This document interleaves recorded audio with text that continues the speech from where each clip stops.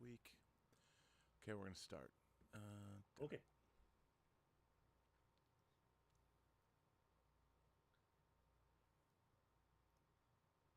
Greetings, imagination connoisseurs. Once again, it is I, your Duke of Dope Discourse, Robert Meyer Burnett. I invite you to watch and listen to the Designing Hollywood podcast, brought to you by Martika Ibarra and the great, legendary Hollywood costume designer, Marilyn Vance.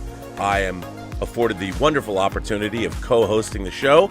If you are interested in the magic of Hollywood, the design of Hollywood, the clothes of Hollywood, watch the Designing Hollywood podcast, available wherever you get your podcasts from, or find the video version on the John Campea YouTube channel.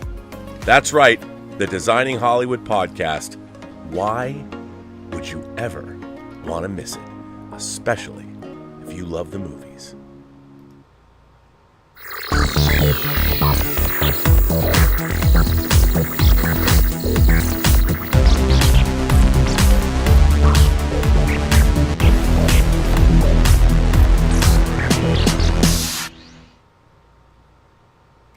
Well, greetings, imagination connoisseurs. Once again, it is I, your pharaoh of physical media. You know, this is not a very flattering picture of me, Tom Jr. Jackson, but you know what? I'm going to go with it because it makes me look perplexed, which, you know, these days I kind of am perplexed a lot, so maybe it fits right in. But look at that second sight, Dawn of the Dead. Ladies and gentlemen, boys and girls, gentle beings, kind souls, however you identify across these, the 28 known galaxies, this is Let's Get Physical Media. Something like 158, 156, 155. It really doesn't matter. All that matters. Somebody's talking. So who keeps score? Someone's talking in the background. I haven't even introduced them yet, and they're talking in the background. But you know what? How rude. I know it's. I'm keeping you in suspense, but really, your favorite German, my favorite German, the world's most favorite German. All the way from Saarbrücken, Deutschland, it is, in all of its glory, Mr. Dieter Bastian. Look at that. Glorious purpose right there. Yeah, You exactly. know what it is? You know what it is, Dieter? It's the power of one, the power of us, of two, and the power of 11. 11, yes. The power of 11. This goes to 11. We'll make 11 that much louder. Yeah, because you're probably asking yourself, am I caught in the Matrix? Do I have déjà vu? Or has that trash panda blow out all his money that he can't afford another shirt for a second week in a row? No, Germany is playing in 1 hour. Which brings me to your tip of last week. And heads off again, Rob. You were right. Germany has won. And you got the goal difference right. They won 2-0. You fought 3-1. So, Rob, once again, heads off. And you have to tip, Rob, in 1 hour against Switzerland. But to give you a little bit of context, Rob, Germany is already in the next round. So even if they lose tonight, it doesn't matter. Dude, so I called the game and I called the spread. Yeah, come on. Yeah. What? Come on. How, Rob? How can you do that, Rob? How can you do that? Well, you know, it's taken me a long time in my life before people have realized the inherent power that I possess across, you know, many platforms. Before it was only the ladies that understood my inherent power, if you know what I'm saying. But now, you know, from the artistic and the economic fronts, I'm finally getting my due. You know, after almost 60 years on this planet, maybe finally, I will get what I need to have in my life. Exactly. Germany against Switzerland, Rob. Give us a tip. Germany against Switzerland. It's going to be for 4-3. Germany. 4-3, Robs. That many goals, okay? Why not? Why not? Okay, nice. And Rob, let me just give 2 quick shout-outs. One, to our friend in Down Under, Simon Meakin, who has the brain surgery. He's still struggling with it. So Simon, I hope at some point you will get back on a better track. And he always tells me that our show lifts him up, which always is it's nice to hear if someone says something like that. And another shout out goes to my niece, because 2 weeks ago she fell off her horse, got her ankle broken, and had a pretty complicated surgery on Wednesday. But now She's in the healing phase. So Sabrina, get rest well, and you will be back hopefully very soon. Okay, this was two. Well, since we're giving shout outs, I'd like to give a shout out to Xevious, who did artwork and the original stuff for Let's Get Physical Media. This artwork here, it's kind of, they discovered cancer on his tongue, and he had some of his tongue removed, and part of his jaw was replaced with titanium. But he seems to be on the mend, and seems to be going well. So, and a shout out to my friend Kevin Rubio, who also had a cancer diagnosis, and he said that things are progressing. So, yeah, it's kind of a depressing way to start Let's Get Physical Media, but hey. Yeah, but we're in that age space, Rob. Now, I got to show something that before we get in, I just want to say, not to toot our own horn, but I'm doing True Noir, the assassination of Anton Cermak. We start recording next week, tomorrow, and boy, am I recording some very interesting people that I really want to tell you about. One is a particular lady who is not, how should I put this? I'm recording an actress who is not unfamiliar with outer space. Let's put it that way. Yeah. And but look what I got from Max Allen Collins. First editions. Ooh. This is a first edition of True Detective, the book that we are adapting. I mean, this is like 40. This book's 40 years old. It's like cherry ice cream smiles, as Duran Duran would say. And then this, The $1 Million Wound. I don't want to tell you why he sent me this one, or Neon Mirage. Why would he send me this particular one? And Magic Man. Why would I have 4 Nathan Heller books? Who knows? But Max Allen Collins sent them to me. And by the way, this came from his personal stock in his legendary basement. Now, I went to his house, but I wasn't privy to go into the famous basement. I don't know what wonders exist there. I don't know if it's like the underneath of the island in Lost that had like the golden butt plug. I don't know what's down there, but all I know is that these beautiful novels, because I love my hardcover books. I have a hardcover book fetish, and he's got his own shelf over there, and I can't wait to put these on that shelf. So you want to go down the hatch in Lost? Down the hatch. I certainly want to go down the hatch into Max Allen Collins' basement. Yeah, I'll go. Hey, look, you know me. I'll go down any hatch. But like you said, you don't do it in the form they were released. You're going a little bit different. Maybe. From the audio drama. Okay. Maybe. Well, there is 19 books, and our plan would be to do 4 to 5 audio dramas and then switch over to a streaming series if possible. But we got some very, very big announcements that we're making, and we're going to launch the crowdfunding campaign on July 1st. And while I can't, we have a huge panel at Comic-Con this year that keeps getting even huger. So, very exciting. I heard the first rough mix of episode 1. I mean, we haven't recorded all the actors yet, but we're doing a rough mix with, I read a scratch track of the whole episode. So we start building the environments to that scratch track. And I heard the first episode yesterday, and then I make notes on it and everything. Very impressive, if I do say so myself. People are going to love it. Done. So I bet I know what you want to know. Exactly, Rob. Even if I think it's not another big movie opening this week, but how are the hosts? Oh, but there's a big story. Okay. Let's talk about Inside Out 2. Inside Out 2 has made $724 million at the international box office. Holy moly. And Nancy Tartaglione has this to say. So the overseas cume through Friday was $369.2 million. It's going to pass Godzilla X Kong's $371.3 million. Emotions are running higher and higher in the best of senses as Disney Pixar's Inside Out 2 has through Friday now grossed $545.1 million globally. At this rate, and with so many markets firing, the worldwide cume through Sunday is well poised to be above $650 million. That is amazing. It's crushing. Yeah. So $1 billion is totally in the cards. Easy. I think $1 billion's in the cards, and that's good for everybody. And So, and this is just we're talking a second weekend. Now, there's a movie that you might be interested in called Thelma. I saw it on the film thread as a review, but I haven't dived into it.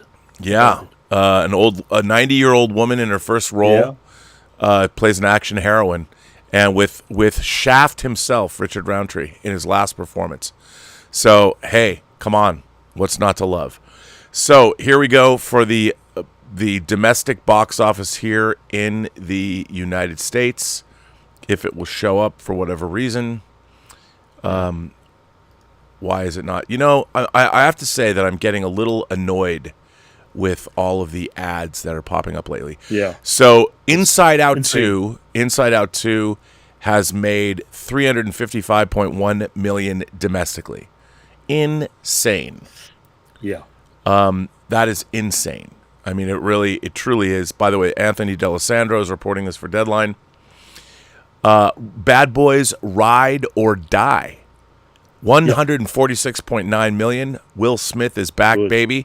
Post slap, he still has a career. You go, Will Smith. The Bike Riders. $10 million. Not bad. Oh, not bad. Not bad. Kingdom of the Planet of the Apes hanging in there at 3.7 million. It is totally made here in the United States, $164.4 million. I believe that puts it over the top of War of the Planet of the Apes. Yeah. The Garfield movie domestically is now up at number 5, is up to 85.1 million. If the Ryan Reynolds movie that John Krasinski directed is now at 106.6 million domestic, not a bad showing. Russell Crowe's new movie, The Exorcism. He's really into these. It's supposed to be. I really want to see it. I haven't seen it yet. 2.43 million. Not great. Ghost Right Here, Right Now. 2.39 million. Thelma, that action movie, 2.2 million. And M. Night Shyamalan Ding Dong's daughter's film, The Watchers, is up to 17.7 million. Not a great showing, but still, hey, for a first-time director, even though she's a nepo baby, which I don't understand why people have a problem with nepotism. Going into the family business has been a tried and true staple of American business since the dawn of America. So stop with all your nepo baby bullshit, internet. You're dumb. Over the whole world. Yeah, the whole world. I mean, you go into the family business, for God's sake. Yeah. Nepo babies. You know what I really don't like, Dieter? We've been busting our ass on this show once a week for the last, I don't know, we've done 150 of these. Work, kids. 40. Nobody wants to do the work. Nobody wants to put in the time. Do your work. Everyone's like nepo babies. Somebody had a leg up. Yeah, everybody's looking for a leg up. If you have a leg up, you take it. And I don't know if you have watched Mark Kermode's review about Exorcism, Rob. The movie was actually shot even before the Pope's Exorcist. Yeah.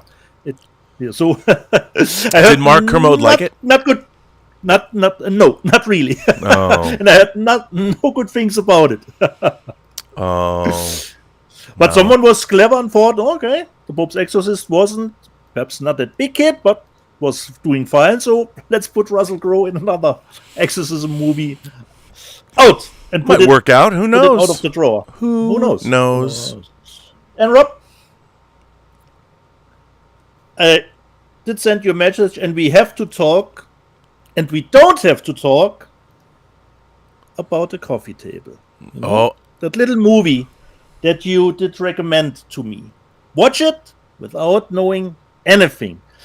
And perhaps this is the movie that needs that intro.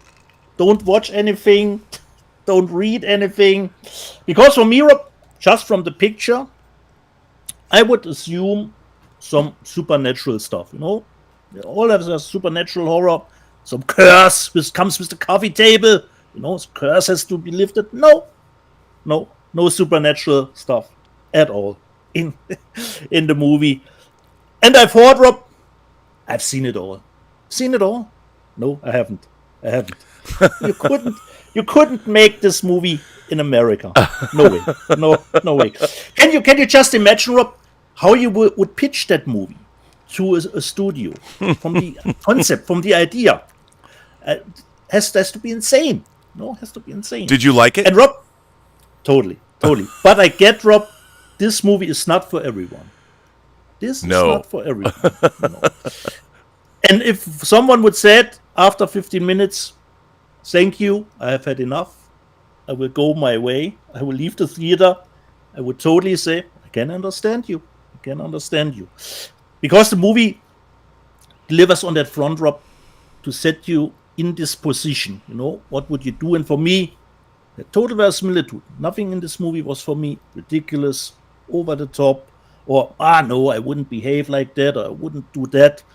And Rob, I can tell you right now who's responsible for it. The Chinese, because the Chinese forgot the fifth screw for a Swedish product. They are responsible for what happened in the coffee table, And I totally love the design, actually, of the coffee table, Rob. It looked dope. Yeah. Coffee table, And for me, Rob, great recommendation from you.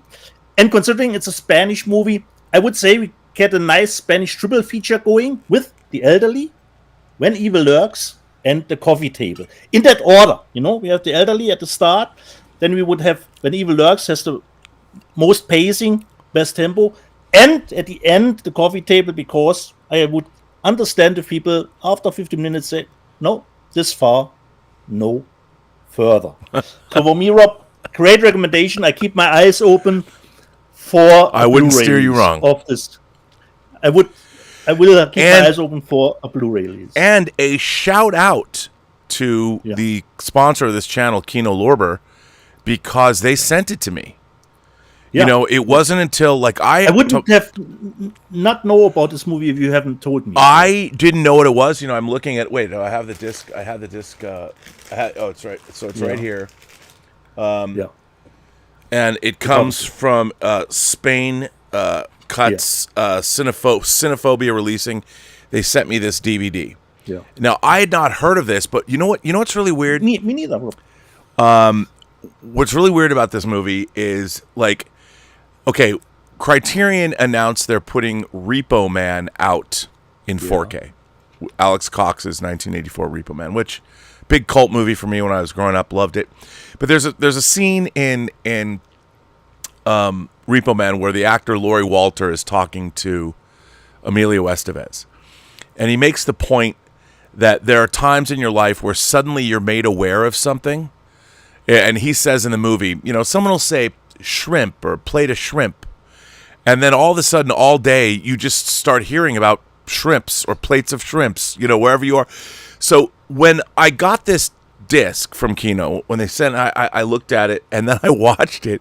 Then it started showing up. People started talking about literally Chris Gore talked about the coffee table. Yeah, exactly. And suddenly, it was not you that recommended the movie to him? No. Okay. No, so he saw it on his own without my influence. And so it's like those plate of shrimp moments. And then suddenly I hear so many people have been talking about it, just out of the blue. And I love that. I mean, because I have to say, I was, as much as I like big budget movies, tentpole properties, and there's things being made I can't wait to see Project Hail Mary. There's a big budget, but it's based on a book that I love. But they become so uninteresting. The thing about movies, the same was true of books. Paul Tremblay, who wrote Cabin at the End of the World, his new book, horror movie came out, which is kind of similar to The Hills Run Red, I'm just going to say. But, intellectually interesting idea. And that's what I liked about, movies. I would go see, Coffee Table is one of those movies that if I was a teenager and came across it, I'd have to show it to all my friends. You guys are not going to believe this movie. You're not going to believe what happens in this movie. And I don't have that anymore. And so when you come across, and there's a lot of stuff out there, there's a lot of Latin horror films, Where Evil Lurks. Yeah. And The Elderly, so this would be my triple feature, those three movies. It's a great triple feature. There's something about the Spanish the Latin soul that I love. I mean, Mexican horror films. We Are the Flesh? Ooh, boy. Because the coffee table, Rob, this was one of those movies where I always have to remind myself of the phrase, of the tagline from The Last House on the Left. It's just a movie. It's just a movie, you know? I mean, I don't want us to... some people are, if they go watch it, they're going to think we're overselling it, but it just has a... We're not. We're not, Rob. Because there was something missing, you know, during the movie. There certainly was. And I thought, they don't show it. And then there it was, Rob. That's what was my reaction, Rob. Holy moly! Insane. Rob, great recommendation. Well, this is a movie, Rob. This is just a movie, Rob. You won't forget. No. No matter what you think, no matter what you think about the movie, you know, this is a movie you will not forget. It's true. That's true.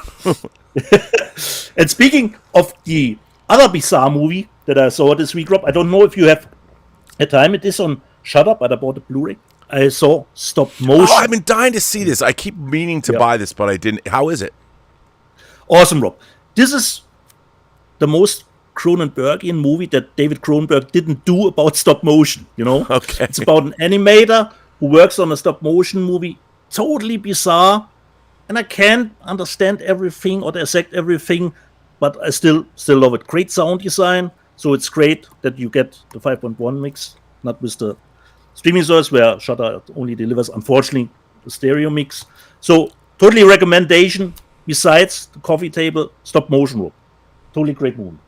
Great movie too. Stop motion. Well, good. I definitely will get it. I mean, I didn't get any of my big order from. I gotta say, I'm really fed up with Amazon.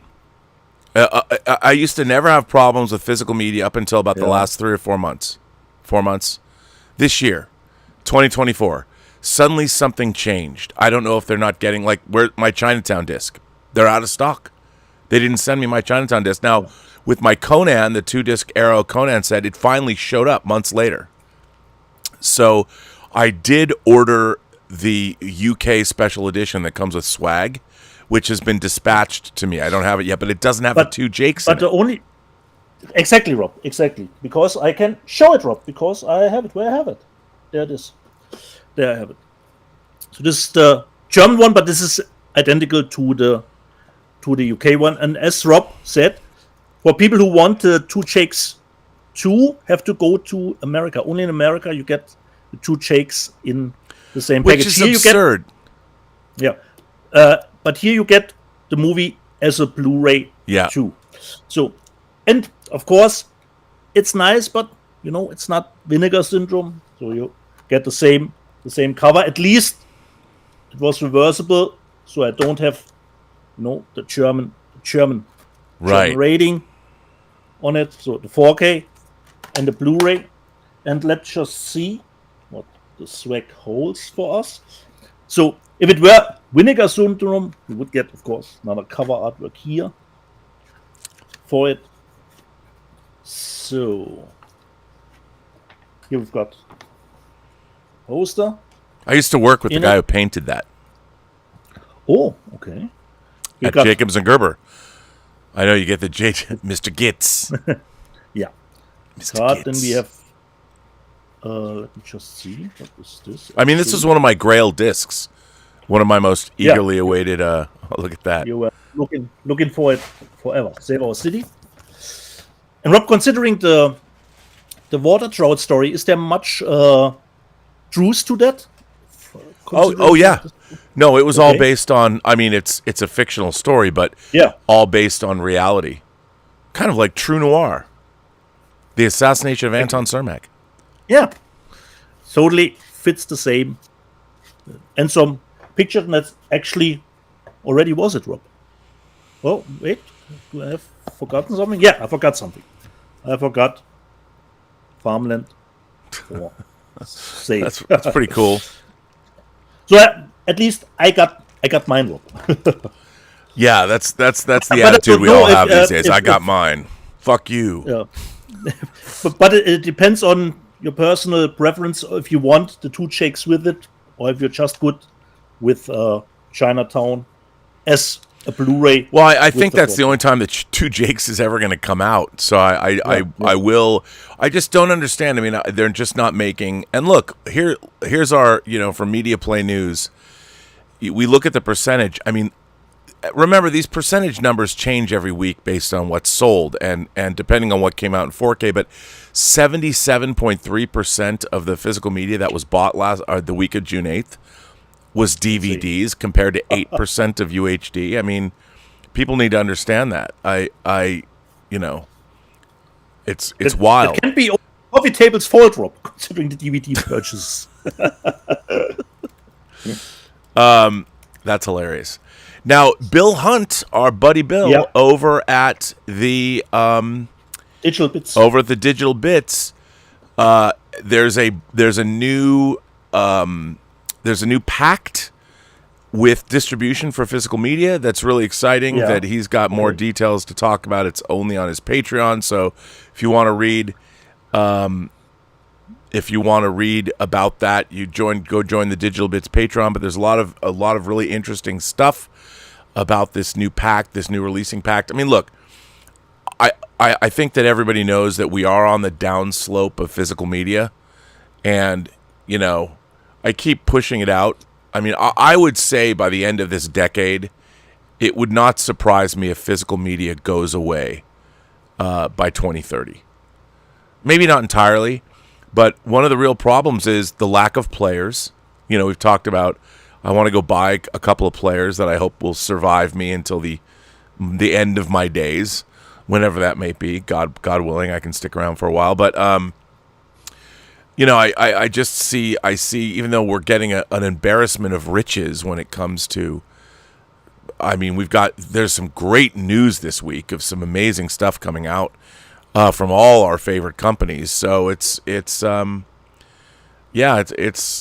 I don't know, man. It's a wild place. But if you can't buy players and you can't buy discs, if they're not manufacturing enough 4K discs, I mean, we can all get them. But look, man, I've got to tell you, I went to Evil Bay and I did buy the Purple Rain 40th anniversary steelbook. Okay. I spent too much money on it, but I wanted it. Was it not available anymore? I couldn't find it. It was sold out here and there. I'm like, fuck it, man. I'll pay $60. I don't give a shit. Because I just want it. I mean, here's the thing. The difference between paying $30 for something like Purple Rain, which means something to me, and $60, whatever, that's a few drinks at a bar. Those are a few. That's 2 double Jamesons. It all depends on the preferences. Yeah. How important that title is for you. Yeah, I mean, first time it's released in 185, it's remixed, off an 8K master of the negative. I mean, like, come on, man. Which brings me this afternoon, Rob. It's always nice if you can watch a movie in streaming form first and make a decision. Will I buy this movie or will I not buy this movie? Will I buy it immediately after seeing it? So when I watched Evil Lurks, this was a day one purchase for me. Yeah. Immediately, And this afternoon, I had a great time with Kung Fu Panda 4. You're equating Kung Fu Panda 4 with Where Evil Lurks? No, just Kung Fu Panda. I was surprised. I had really good time. I will buy it, but perhaps wait a little bit for a price drop with this title. And you will only, as far as I've seen, only in America you get a 4K for Kung Fu Panda. You will not get a 4K here in the European countries with the title. So we'll probably a little bit wait perhaps for a price drop for Kung Fu Panda 4. But I've seen it and I thought, I will get it. Was totally surprised, had great laughs with it, totally blessed. Nice. All right. Totally yeah. Martino Simoni, by the way, gifted 10 Burnettwork memberships. Ooh. Thank you, Martino. Nice.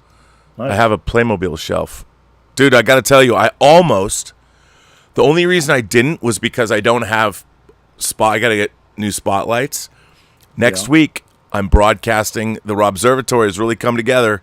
I'm broadcasting from my physical media collection. From within, I'll be surrounded by my physical media collection. I have a table, everything's set up. My 4K shelves are deep and wide. Nice. So, just thought I'd point that out. Yeah. Are there some other super chats left, Rob? There is. Undead Sick, our friend all the way from the Netherlands, from Holland, says, "Hey, Rob, I want to recommend you watching Star Wars Explained. They are two of the most reasonable and rational fans in a community, which is one of the most toxic I see nowadays, especially their video called This Kayadi Mundi Nonsense is Ridiculous. It explains in great detail the big major problems with a certain subset of butthurt Star Wars fans." I'll watch that. I have a Kayadi Mundi action figure. Michael sends in a super chat and says, "Rob, how goes it? I watched Joyride. Now I want Hot Toys figures of the whole crew, or maybe just Deadeye. I've been looking for this film forward to this film for a while." Well, you know, I unabashedly loved Joyride. A raunchy comedy with Asian girls DTF. Come on, love it. Love it. Love those girls. What's not to love about? I can't believe that movie didn't make a ton of money. Yeah, okay. That and Bottoms. You never know. That's why the box office is always. Oh man, people don't curious. like raunchy humor anymore. It's very sad. Very sad. Very sad. Yeah. So we're caught up. We are caught up. But yeah, you know what, Michael? I too. I love a Hot Toy figure of the whole crew. Oh, right next to my black pink Hot Toy figures. Oh wait, they don't make those either. Damn. Rob, just a question. Did you had time to watch Under Paris? You know what? I have not watched. Max Allen Collins watched Under Paris and said he went out of his way to mention that he took your recommendation, the writer of True Noir, and his wife, his lovely wife, his beautiful blonde wife, who writes with him. She's also an author. She's not just a beautiful blonde woman. She's a pinup, but she writes with him. They have a book they're working on now. They both watched Under Paris, and they both loved it. And Max sent along his many thanks to you, Dieter, for the recommendation. That's what I'm here for, you know. It's bonkers good, and this is bonkers bad, Rob. I watched the Jessica Alba movie. Oh, is that bad? It looked great. Yeah. It's not good? No, I was really looking forward to it, Rob, but just as a Jessica Alba fan, I can say, okay, as a die-hard fan, you can watch it, but unfortunately, this is really the type of streaming movie. You know, it's always great. The first impressions of a movie are always important. And the first impressions are CGI, green screen, you know, that kind of stuff. And then, lackluster. Unfortunately, you can skip it. Rob. Can skip it. Damn it. You know, I just watched, I don't know if because I was looking up trigger warning reviews, an old video of Jessica Alba on a talk show. I mean, it must have been almost 20 years old. She was absolutely delightful. She was so smart and funny and bubbly, and I mean, you immediately fell in love with her. And you know, I've never particularly paid much attention to Jessica Alba. Not that there's nothing wrong, but when I watched this talk show appearance with her, I'm like, wow, she's a delight. A real delight, and I was pulling for this movie because I wanted to see. Me too. I really wanted to be good. She's even an executive producer on it. Yeah, well, I mean, good for her for trying to change, to break out of her. Here's the problem: all these tools, the filmmakers do not know how to employ these tools anymore to make them work. So if you're seeing green screen and you're seeing the volume and all this, man, you're not using that shit correctly. So. And as I told you, Rob, one of the great things of Under Paris. Yeah, it's bonkers, it's ridiculous. Just stop comparing those shark movies against Joe. We will never get another movie as good as Joe, considering Shark. But they were driving on the same in the boat on relocations, Rob. You know, they were not studio sets. Yeah. No. And look, I mean, was great. A movie that did have studio sets was Crawl. You know, the alligator movie? Yeah. I thought that was great. Yeah. It's great. Yeah. Loved it. It was awesome. So it can work. Of course it can work. You got to know what you're doing. Yeah. But for me, unfortunately, this was this typical type of streaming scene forgotten, you know. But we can't we can't expect every movie to be the coffee table, you know. And I have one letter from Paul Allen Brunotto again, Rob, and he says, remembering an acting icon. Hello, Dieter and Rob. I don't want to be known as the Grim Reaper on this show, but I think I should acknowledge the death of an actor, actress, or filmmaker so we can highlight their careers and discuss a favorite movie or performance of theirs. Earlier this week, multi-award-winning actor Donald Sutherland passed away at the age of 88. His career spanned more than 60 decades, getting his start in television in the early 60s and big parts in movies in 1967. He had a breakout role as Vernon L. Pinkley in The Dirty Dozen.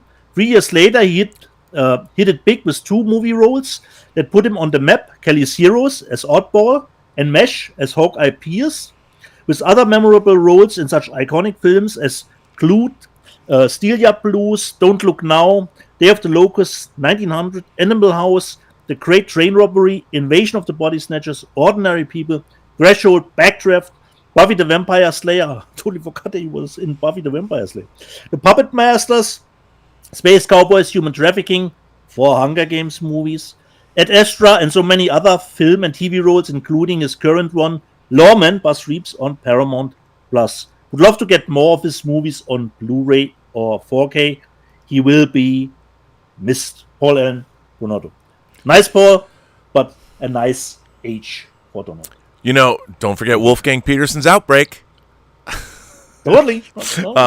No, I'm a huge Donald Sutherland fan, and you know, he's a guy that literally was working up until the very end, and like Paul pointed out, a 6-decade career beginning in the 60s. I mean, again, MASH, Kelly's Heroes, and he was never away, Rob. He was never away. You know. No. Some actors fall by the wayside sometime, have a comeback, but he was always there. Yeah, I think Drew McWeeny pointed out, one of my favorite things that he did was JFK. You know, Oliver Stone's JFK, he shows up as Mr. X. You know, a lot of the X-Files was taken from, and he shows up and he talks to Kevin Costner as Jim Garrison, Mr. Garrison, and explains the whole conspiracy to kill Kennedy. And it's like this long Basil exposition dump, and it's really well done. But I love Don't Look Now, which I got the Studio Canal version in 4K when it came out. I mean, Invasion of the Body Snatchers, he's incredible. Of course, that iconic moment at the end. You know, I mean, he and Ordinary People, you know, my mom and dad took me to see that in the theater, and he was an incredible actor. Obviously, you know, Kiefer Sutherland, chip off the old block, is not such a bad actor himself. And I've always loved, and Donald Sutherland, you know, in your favorite franchise, The Hunger Games, as President Snow. I mean, he was an actor that, and he just did the show with his son, right? The Kiefer Sutherland, and I always liked him as an actor. But you know, when these celebrities die, especially like Donald Sutherland, who I've been watching my whole life, I can't feel sad because what a life well lived. Yeah. I mean, like you said, he never went away. He started his career in the 60s, and he kept going, and he was so versatile. And you know what I really liked about him? I've always liked, he wasn't necessarily a conventionally handsome man. He had a very unique look. And he's one of those, he could play both a leading man and he could be a great character actor. And I loved to watch him. You know, he had one of those, his face was just interesting, and the way he acted, he was one of those actors, whenever he was in something, I loved the cadence of his voice. I loved everything about him. You know, and there's other actors that I really love, like John Lithgow, maybe not the most conventionally handsome man, but I kind of fell in love with John Lithgow the same way I fell in love with Donald Sutherland when I saw him playing a transsexual in World According to Garp. You know, he was in All That Jazz. Of course, people know him from Third Rock and all that, but Harry and the Hendersons. But Donald Sutherland, man, it didn't matter whether he was, you know, he notoriously, did he or did he not really have sex with Julie Christie in Don't Look Now, you know, the big famous sex scene. I mean, he was almost like this great counterculture actor figure of, I mean, people talk about Dennis Hopper and stuff like that and Peter Fonda, but but Donald Sutherland was like this rad counterculture dude in the late 60s because of MASH and because of Don't Look Now and because of Clute. I mean, Clute's fucking great. I love Clute. Where's that 4K? Yep. But So, rest in peace, really nice. Donald. What a life. What a body of work he left behind. Yeah. And he even starred in the remake of the Italian Job, Rob. And one of my physical medias this week, I forgot, I saved it from last week. I bought the Italian Job, the original one, Rob. But I have to be honest, Rob. Oh, wait. I love the remake way more than the original movie. We're no longer friends. Yeah. But Rob, you can't end a movie that way. So that movie, no, you can't end it that way. There's no chance in hell you can end it actually as a cliffhanger. It doesn't matter what came before that. And for me, no, I couldn't get into it. Perhaps too British for me, but let's just see. It's from Paramount 2, so it's almost a little bit identical. Well, you are a Jerry, and the Brits are the Brits, so maybe you just didn't get it. Perhaps, Rob, because for me it was totally what you want to be, comedy. Then the warden is behind all that. Come on, Rob. Come on. And the ending, no. For that kind of movie, we always love a punchy ending with a horror movie or something like that. But that movie, with that ending, no. You can't end a movie like that. So, but let's just see what's in it. If the gold bar is in it, Rob, that gold bar, which is actually a bit lackluster, I have to say. It is just a little bit of plastic. Wow, do you get to go to Wonka's chocolate factory with that, or what? And we were actually expecting here the thick gold bar. So no, not at all. Then we got a little bit of a sticker here, Italian shop. Then we've got the poster again, but two-sided actually. Oh, this is nice. A little bit more of the plan. And we've got art cards too, but a little bit smaller.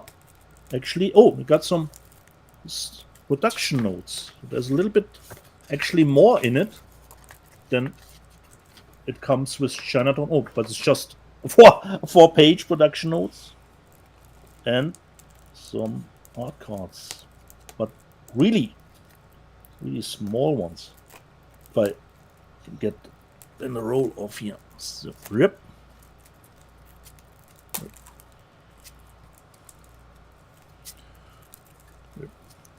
They look like little Polaroids. I like that. Yeah, exactly. Let me just see. Yeah, the Italian Job, collector's edition. Not bad. I was gonna order that. I like that packaging. And that's a seminal British film from the time it was made. Yeah. You gotta love it. You've got to love it. So this was the second one from Paramount this week. So let me just put it back together. My gold bar. Where's my gold bar here? Can't miss that. So put it back here. So should I show more, Rob? Well, I got something I want to show. Okay. I got you go ahead. a new company with a new Italian Jiallo 4K Celluloid Dreams. And Celluloid Dreams put out, I'd never seen this movie, Curse of the Bloody Iris. Ooh. And it's got the Italian cover as well. This was a new company. I don't think I've ever Severin or Blue Underground like. Yeah, it does have that look, but really slick. Really like it a lot. You've got the disc here, and again, different cover. Nice. Gotta love it. And then of course inside it's got just a little pamphlet, but still the discs, and one's 4K, one's Blu-ray. So I just got this, I put it on, and I have to tell you, this movie's wildly entertaining. I will say that.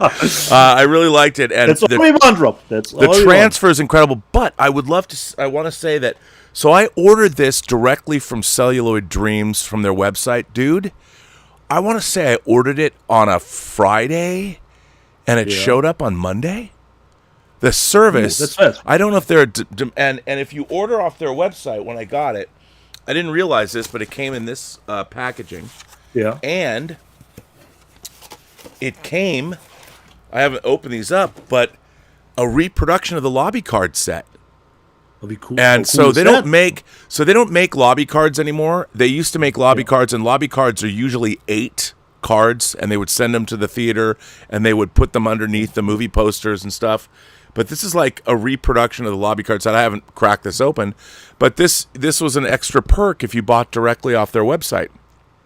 So kudos to Celluloid Dreams. 1, for your incredible product. Looks fantastic. And 2, lightning fast service. I don't know if they're in California or not. Maybe they probably are, but highly recommend. They're definitely somebody that goes on my list of new companies, boutique labels that really, really great. So here's the Celluloid Dreams. What a product. What a movie. Well done, kids. Highest recommendation. 2 big thumbs up. Can't wait to see what you do. You have a fan. You've got a friend in me for the rest of my life, such as it is. So you go, Celluloid Dreams. Awesome. So from my end, Rob, I got the first one from the company that you already subscribed to, Rob. And isn't it nice if you get the bill in this kind of folder? Don't you love that? Don't you love that? This is great, Rob, because this is how you exactly like to pay. You bought something important. It comes with the bill in this slip. I love it. Rob. I did my first A24. I gotta say again, A24 that you buy off their website. They got all kinds of cool shit. Yeah, and I bought, Rob, of course, Love Lies Bleeding from Rose Glass as their 4K edition. Crazy at Harris. So this nice. Is inside, and it comes. Let me just here. I can get it out. We have some nice cards that come with it. One of my favorite movies of the year, Love Lies Bleeding. And with the package came actually a little bit, it's not a postcard, just a card, a little bit promotion for Maxine, which I'm really looking forward to it. Just this card was in the package too. Nice. So my first purchase from A24. Love Lies Bleeding, the 4K. Just put that stuff back here. Put it aside. And then, luckily, don't know if you remember, Rob, I had to resend the Tune Steelbook because it was damaged. The one that I wanted, I did reserve the other one, and I got lucky here in Germany. They got a little bit of a second batch, so finally I got the Tune one that I wanted undented. Long live the fighters, Dieter. Long live the fighters. So sometimes if a steelbook is hard to get, just keep a lookout. Sometimes the stores get a little bit of a restock for the titles. Then surprisingly, I bought a German movie and I already watched it. It's called Home Sweet Home. Wo das Böse wohnt, where the evil lives. And it's always nice going blind, just like with the coffee table. I didn't know that the movie was a one-take shot. You know, you are in really? 5 minutes. You think 2 minutes, wait 5 minutes. That seems like a one-take movie, and was a one-take movie about a pregnant woman gets to their new home, you know, in the outside, you know, on the outskirts, you know, no civilization, and she discovers something in the house. Really nicely done. Really nicely done. Had a good time with it. Why do pregnant women go off someplace where they're all by themselves out in the wilderness? Like, here's I think a pro tip. You know, next time you get pregnant, don't go anywhere by yourself. Don't go out into the wilderness. Don't Exactly, and don't buy coffee tables. And yeah, and of course it has something to do with German's past again. You know. Little stuff in it, you know. always have to go there. And finally, Rob, I got around. I showed this probably months ago, but I finally got around to watch Dream Scenario with Nicolas what'd you Cage. think? Had really good. Totally had a good time. Really nice A24. I love it that much, Rob, that I will get the 4K in Germany because it will come out in 4K here. Because I totally had a blast with it. And Nicolas Cage is one of those actors, considering his career. You know, you have the big movie star face, direct-to-video face, and then always those little independent movies in between, you know, where he still shows you, I'm still there, you know. And I totally loved the look of the movie. Yeah. Nicolas Cage has a movie coming out that Oz Perkins, Anthony Perkins' son, directed that is supposed to be a banger called Long Legs, and it comes out July 12th. I heard about that, Rob. People are saying, I mean, the reviews are incredible. I can't wait. Look, I'll watch any serial killer movies are my jam. And apparently this movie is really fucked up, and I can't wait. And an old girlfriend of mine, Adrian Biddle, produced a couple of Oz Perkins projects. And I met him, so I'm glad to see him successful. And Neon put this one out, so. Yeah, exactly. And the UK one is unfortunately no bonus features, just the movie. Just the movie. Well. The next one, Rob, you already showed. I got from Kino Lorber. Oh yeah, great! It's the remake. Do you know I was the original Manchurian Candidate's one of my favorite movies, and again, this was a movie that I'm like, God damn it, why would you possibly? But this movie's pretty good. As a remake, it's pretty good. Yeah, there you go. I sometimes, like it. You know, Rob. Sometimes a blind chicken finds. Hey, is that Mars Express behind you? Yeah, that's Mars Express, Rob. God damn it, I don't have mine yet. Yeah. God damn it. Yeah.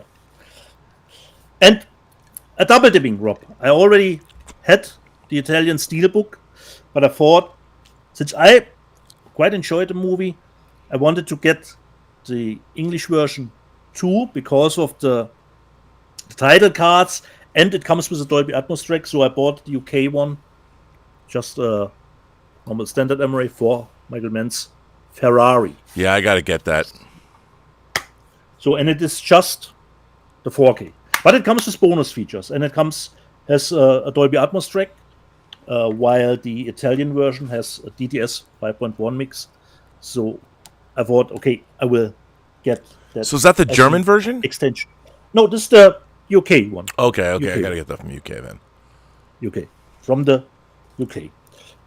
This one you already showed, Rob. I got High Noon, Cuba. It looks fantastic.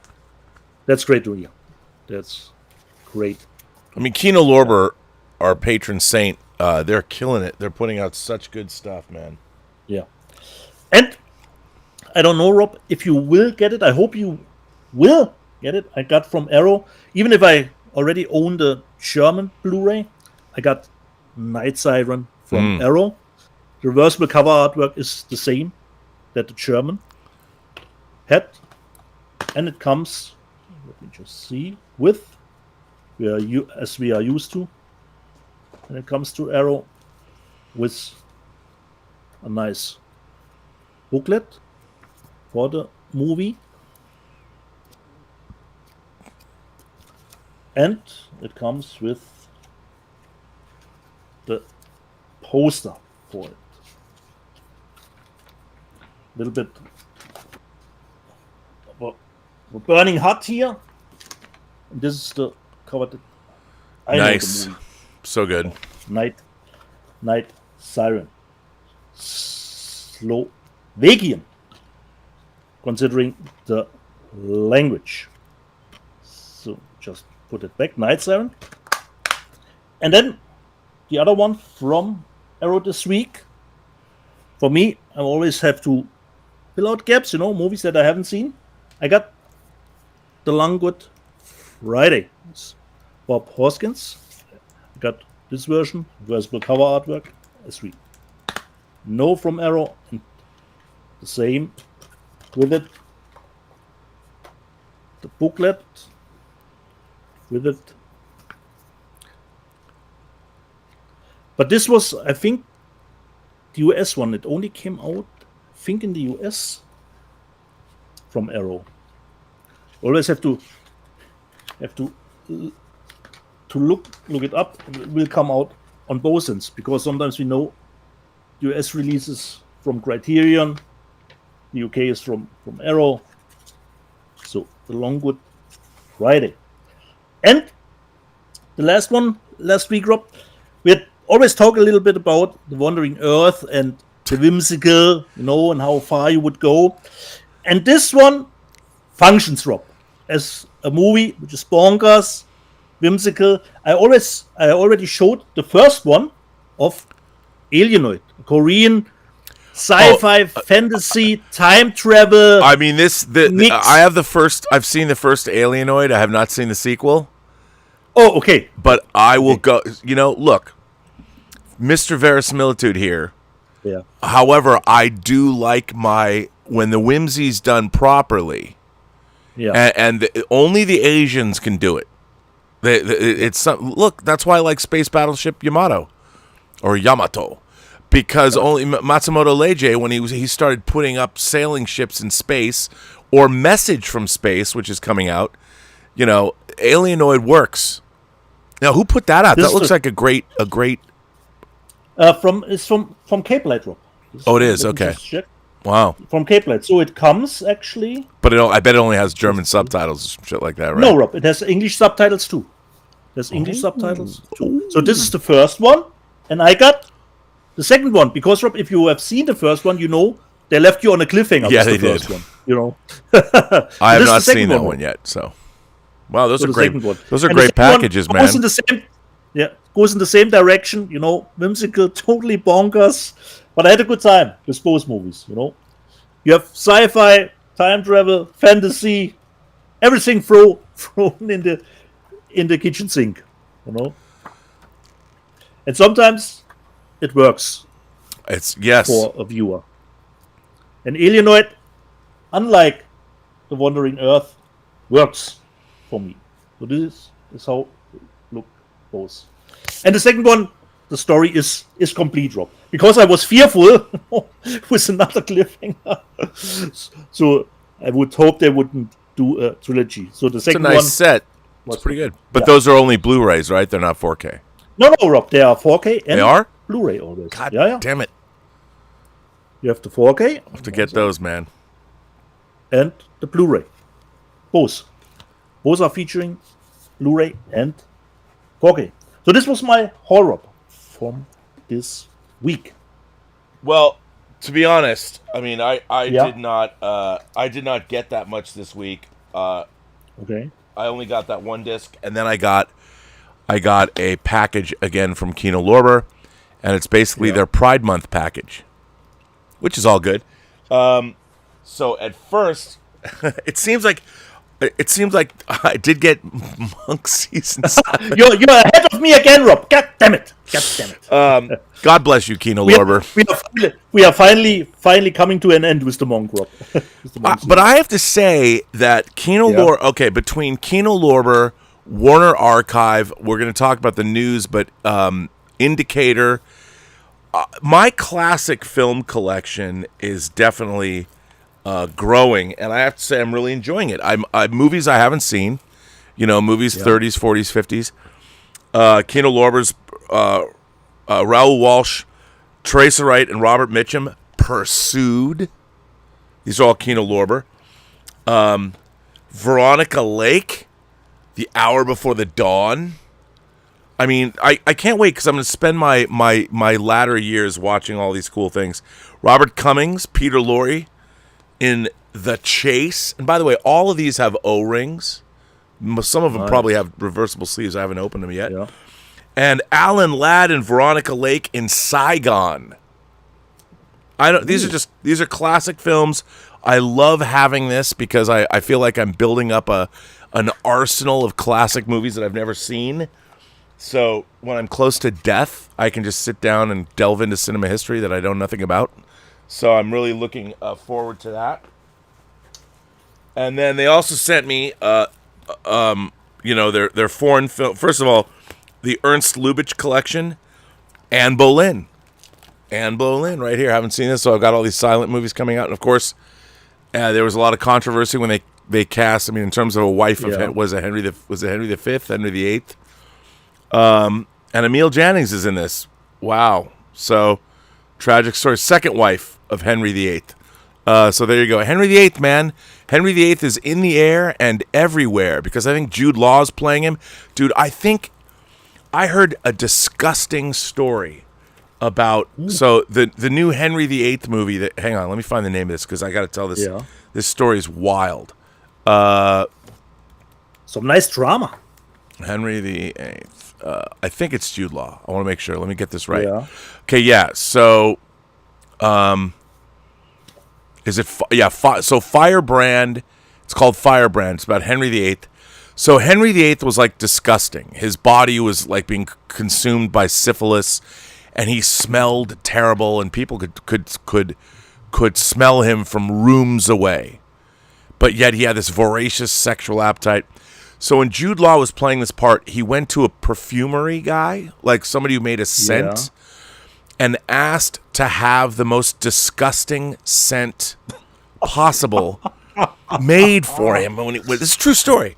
And made for him, and like some of it had fecal matter in it, so it literally smelled like shit. And it was like the most horrifically smelling shit. And the director loved that he did this. And he would dab it on himself when he played the scenes. Is that what you call method acting? I just call it awesome. But this is the other. But it brings up the Laurence Olivier marathon man. Dustin Hoffman. I was up for 3 days, to get into character. And Laurence Olivier it's called acting, dear boy. The great British actors. But kudos to Jude Law for doing that. Here is a Serena and Venus Williams, and this produced this Copa 71. The extraordinary story of the 1971 Women's World Cup, which was held in Mexico City and witnessed by more than 100,000 fans. A documentary. I mean, Kino Lorber has been sending me. I love documentaries. They have been filling me with incredible documentaries. I had the documentary about the Lemley family. I had Greg Lemley on the show. So Kino sending me these great documentaries. I love sports documentaries and music documentaries. So great to have this. I didn't know anything about this. And then let's talk about. Wait, I had them all arranged. Now they're flipped over. Now they have a series. Okay, I'm not kidding. I'm not making this up. Arthur Dong's LGBTQ stories. Arthur Dong. Okay, Mr. Dong. So show the evidence. Here is Arthur Dong's LGBTQ stories, and these are fascinating. Coming Out Under Fire, License to Kill, Family Fundamentals, and The Question of Equality, Outrage 69. And this really goes in, for Pride Month, this really goes into the history. Now, I haven't delved into these. I delved into another set that they put out. But, again, the history of the LGBTQ community in America, fascinating. Happy to have it. And they put out a couple of other... a movie called Mouthpiece from the director of I Heard the Mermaid Singing. This was a TIFF. Don't know much about it, but I Heard the Mermaid Singing.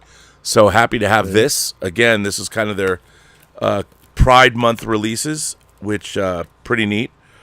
When Night is Falling, a joyous and entirely original portrait of the heavenly experience of coming out. And let's face it, a subset of movies we like, movies about lesbians, I'll watch them. There's nothing wrong with watching beautiful women being beautiful to each other. Exactly. And then Kate Nelligan, a movie called I Know Nothing About called White Room. Margot Kidder is in this. I know nothing about this movie. But, DTS soundtrack. And it says, imagine De Palma script directed by Jane Campion. Now, to be fair, Jane Campion is not a filmmaker I connect with. But De Palma, by way of Jane Campion, that's what they call White Room, and Margot Kidder's in it. Yeah. Know nothing about it. I like Kate Nelligan. I didn't know she was in a movie, but heck, glad to have it. So thank you, Kino Lorber. And then, of course, one of their, they always send me these great foreign movies. Cohen Media Group, Nowhere Special, Know Nothing About This. Yeah. 4 stars. James Norton delivers a towering masterclass, and his performance dominates. Again, all of these, because they've been releasing these different companies around the world, but Kino Lorber brings them to America. Their money laundering campaign continues to be profitable. So that's all I got this week. I did not get... You get more cat in the bags than myself. I get a lot, and to be fair, I Kino Lorber's sending them to me, so God bless you all, Kino Lorber. But there are things I have coming, for instance, like the Arrow American Gigolo. Did not get that. Love American Gigolo. Bong Joon-ho's Memories of Murder, the 4K British disc, coming in. That comes out, but I don't think that comes out until this coming week. But I have a lot of things I ordered that just haven't shown up. So... yeah, waiting. But lots of fingers crossed. Fingers crossed. Fingers crossed. Let's see. What do we got here? We got a lot of people firing in. Marco says, "Have you seen the undercover video of Michael Giordano?" Michael Giordano is a Disney television executive who did this undercover video about how Disney is just not hiring white men. They're discriminating against white men, and in their quest to be diverse. And my whole thing about all of that is, I guess my take on it is, I don't have a problem. I think it's great that the idea of diversity, equity, inclusion is on paper a good idea. And for me, I want new stories. I want, like I said, everybody's got a story to tell that I haven't heard yet. I want to hear those new stories. However, what I find so odd about this push in Hollywood, nobody has ever kept anybody out of Hollywood. Hollywood it keeps everybody at bay. Hollywood is a horrible, awful viper pit full of disappointment and agony for everybody. And, if you look at the demographics of the world, like the United States demographic, for instance, Black America makes up 13% of our population. Of that 13%, how many of that percent want to get into Hollywood? First of all, you'd be crazy if you want to. But of that 13%, not everybody wants to get into Hollywood. It is a crazy place for dreamers who are also masochists. So there's such a limited number, of people. If you want to get into Hollywood, Spike Lee sold tennis shoes and made She's Gotta Have It. When She's Gotta Have It came out, people were like, he's very talented. Nobody said you can't make movies.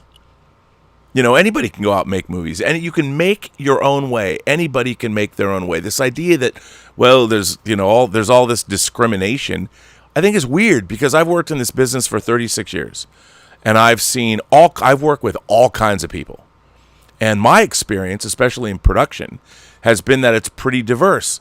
But the thing is that we're talking about these minority groups that are a very small percentage of the population, and the people that want to go into Hollywood compared to, I mean, if you have 75% of the population being white in the United States, of course you're going to have and to work in a dream, like there's a reason why less women go into Hollywood than, say, men. Because women are smart and pragmatic. And going into Hollywood, you're a fucking dreamer. You know, like, how are you going to make money? How are you going to pay for your family by making independent movies? And the answer is, you're not. So unless you have rich family, and unless, I mean, people go, it's so funny that people act like there's this line of people that all want to get into Hollywood, and that line of people is totally equal, and then somehow it was because it's one of those professions that only certain kinds of people wanted, that were attracted to it. And now that the landscape is more diverse, I think it's wrong-headed to think that, well, we have to change. It's just bizarre. We have to change the landscape. Look, Hollywood is an equal opportunity exploiting place. They will, if they think you're talented, they don't care what color you are. They will exploit you, and they will work you to the bone and not pay you what you're worth. And people get fucked in Hollywood equally, unless you work for Harvey Weinstein, in which case you get fucked unequally and he goes to jail. But I mean, it's such a weird thing. So he went undercover, Michael Giordano, and he got evidence, that bears these discriminatory practices. Is this a documentary or? Well, it's a thing like an undercover video he made. Okay. But my whole thing is, yes, of course. We have this pendulum correction, and I've been told myself, I'm an old white guy. An old white cis male. All these names that they want to for people that want to be inclusive and discriminatory. I mean, non-discriminatory. They're very discriminatory. The left, and I used to consider myself a left-leaning classical liberal. The most the people that are discriminating the most are the left against everybody. If you don't think the way they want you to think, then you're out. You're out of the club. But it's a weird thing. That's why I believe our company, Imagination Connoisseurs Incorporated, or Unlimited, our company that's making our audio drama, our unofficial slogan is, we greenlight ourselves. If we want to make something, we greenlight ourselves. We do not wait for other people to open up a gate and say, oh, yes, we now bequeath you with the ability to go make whatever it is you're going to make. No. We figure out how to make it ourselves. We greenlight ourselves. And good idea. That's what I think. In this day and age, anybody and everybody, if you want to work hard, you've got a global marketplace. And if Hollywood doesn't want to hire talented people, talent always rises to the top. At the end of the day, it doesn't matter what color you are. If you're talented, you will rise to the top. In this soul-sucking, horrible industry. Why anybody wants to go into it, I don't know. But so, yeah, Marco, so I've seen that video. Yeah. Michael says, Rob, talk about the Vulcan scene. Big fan, man. Well, the Vulcan scene is, it's the only scene I ever got to make. It was a proof of concept scene, so it was going to be reworked. But I was trying to prove what we could do for the Axanar film project. The Vulcan scene was a 3-minute scene that I co-wrote with Bill Hunt and shot. Milton Santiago shot it, and we shot it in a parking lot using one 20-foot by 20-foot green screen. And Tobias Richter did the effects. It was planned and executed.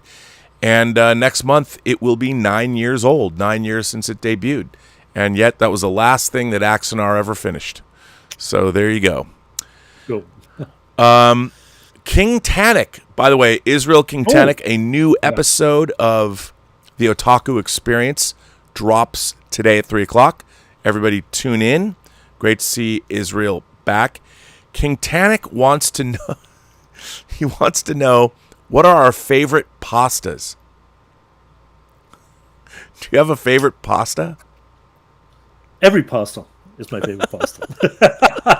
But do you have a okay, so if you're going to have a pasta dish, what is your favorite? What kind of? Perhaps some carbonara type? No. Yeah. It's more with a with a white sauce. No, a little bit out of the regularity. Look, I love a great seafood pasta. You know, linguine with clam sauce or something. But I do love a great seafood pasta. I love bolognese. I love spaghetti with a hearty meat sauce. Yeah. But you know what I'm going to say? This is terrible to say because it makes me... Look, I've loved the same shit since I was 12 years old. Nothing changes. You know, you give me a spaceship model, I'm like, I'm in. I love fettuccine Alfredo. Love it. And give it to me with shrimp. Give it to me with chicken. Give me fettuccine Alfredo with a bunch of seafood. Salmon. I don't care. Everything you want. That's what I want. And then 5 Dot Toast sends in Burnettwork memberships to Joseph, Christopher Shaw, Tron Sands, Stephen Mack, and Anthony Burdick. Welcome, members. We were going to have another member call today, yesterday, but we'll have one next week because I'll be done with the bulk of recording of most of our actors for True Noir. So, and now we are caught up. We are caught up with super chats and all that. Hang on, let me just check one more place. And Andy H has been a member of the channel for 9 months. Nice. And the Alex Zorba says, Rob, was your posting of Satellite on YouTube a tease for the eventual HD release for Free Enterprise? Do you have an update? Hail physical media, boys. I don't have an update. I hope to have an update. What is he referring to? Your posting of Satellite on Satellite. So Satellite is the love theme from Free Enterprise, and it was made. It was produced fairly late in the game, and it's not on the soundtrack album. And Lauren Christie and Scott Spock did it together, and so it's. People have always asked me about that song, and I have the file for it. And I've sent it to people, but I figured I'll put it on YouTube. So I put it up to celebrate the anniversary, the 25th anniversary. So, so that's I was not teasing a release. By the way, Undead 6 says enough movie ideas for Elizaviews. Yeah, we got to get into that. And then we've got Secular Monk says, happy birthday, Rob. Your favorite Seattle restaurant? Well, my favorite Seattle restaurant, old school, is Canlis. If Canlis is still there, I mean, my grandfather went back. It's an old school. Canlis was my favorite restaurant to go to because my grandparents took me there. But, you know, I love Daniel's Broiler in Bellevue. I love Elliot's. I love going. I know it's a tourist trap, and I know it's on a pier. But Elliot's, to get seafood there, whenever I go back to Seattle, I always go to Elliot's. Even if I only go by myself, I'll go get crab. I'll order myself a bottle of Chardonnay or something, or Pinot Grigio, sit outside. I always end up spending like $250 when I go there because I buy a lot of seafood and just hang out all afternoon. But not a Schnäppchen, Rob. Not a Schnäppchen. But I have to tell you, at another place, so I always have to go to Elliot's, but I also always have to go to Spud Fish and Chips at Alki. You could go to Green Lake, I get it, but I got to go to Alki. I got to go to Spud. I have to meet the aggressive seagulls that always try and steal my food. And I love Spud Fish and Chips. And, of course, I like to go eat a bag of dicks. And those people in Seattle will know what I'm talking about. And I'm talking 3 cheeseburgers, 2 fries, and a chocolate shake. And I go like some people, everybody has their favorite dicks. I like the dicks on Capitol. I go to the dicks on Capitol Hill, although in descending order, dicks on Capitol Hill, dicks on Northeast 45th, and dicks in Queen Anne. So there you go. With a ranking. There's my ranking of how I like to eat a bag of dicks. Undead 6 says equal opportunities, so we just forget and disregard the 100 years of exclusion agenda that took place in Hollywood in the past Rob. Yes, we do. What's the point? I mean, it's funny. I find the modern days obsession with trying to right the wrongs of the past odd. Human beings are horrible. We have a horrible history. And when you start going back, well, we're going to right the wrongs of the past. Where do you start and where do you end? Which wrongs? I mean, in America, how many times have people been wronged? Throughout human history, people have been wronged. I mean, move forward. The past is irrelevant. And if you want to go back and talk about, well, there was all these, America was a racist place. Hey, we fought a war, and like the UK, we ended slavery. White America fought to end slavery. But did we really? No. There were still Jim Crow laws. I mean, slavery itself was ended, but we treated black Americans horribly. We still do. I mean, I think that if we didn't allow black soldiers to avail themselves of the GI Bill when they came back and they had fought in World War II. The Tuskegee Airmen. I mean, it's horrible.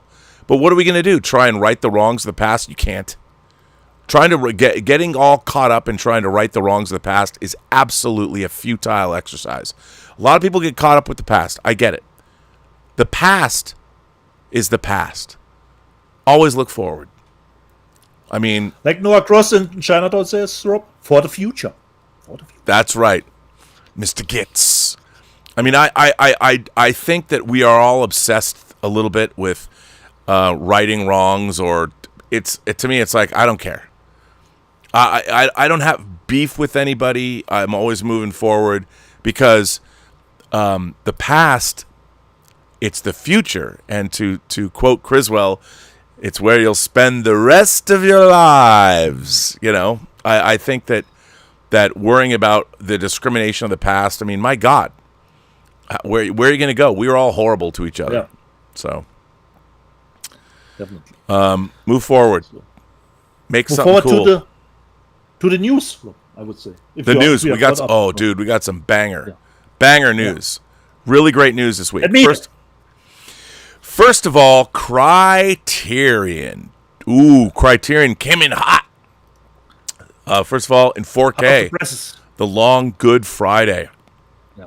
I love this movie, Bob Hoskins movie. Of course, in 4K. Great film. Helen Mirren's in this film. Todd Solondz's Happiness. Pretty fucked up movie. Really like it. In 4K. Great call. I have not seen this movie, but I want to see it. All of Us Strangers. I've heard about that. Yep. Paul Mescal, the Jamie Bell's in this. Andrew Scott's in this. The star of, Paul Mescal is a star of Gladiator 2. Can't wait to get this. But my favorite, oh my God, I've been waiting for this. Greg Araki's Teen Apocalypse trilogy in 4K. They remastered Doom Generation and Nowhere, but they didn't put them out in 4K. Thank you, Criterion. These movies are, well, the three movies totally fucked up. Doom Generation and Nowhere. I mean, these are the kind of movies, Dieter, I probably shouldn't love as I get older, because they're about young people, and especially Doom Generation. What an apocalyptic ending, but all about, I mean, to me, Greg Araki's Teen Apocalypse trilogy and Bret Easton Ellis's novels of the late 80s, early 90s. Oh, I can't wait to get this. I have great affection for all three of these movies. God bless Criterion for putting these out.